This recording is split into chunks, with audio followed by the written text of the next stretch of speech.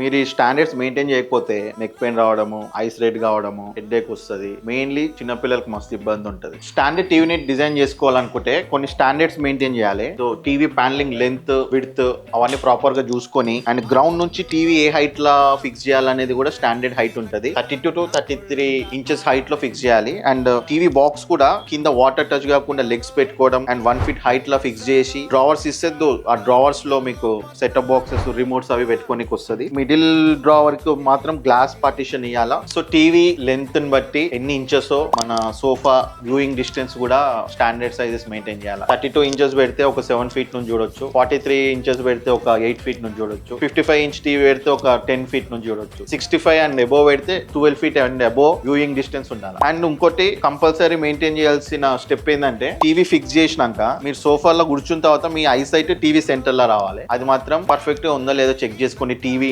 Install చేసే ముందు TV unit size ని బట్టే మనం టీవీ యూనిట్ ప్లాన్ చేసుకోవాలా. మీరు టీవీ యూనిట్ డిజైన్ చేయించుకోవాలనుకుంటే ఈ రీల్ మీకోసమే సేవ్ చేసి పెట్టుకోండి. And please follow best interiors.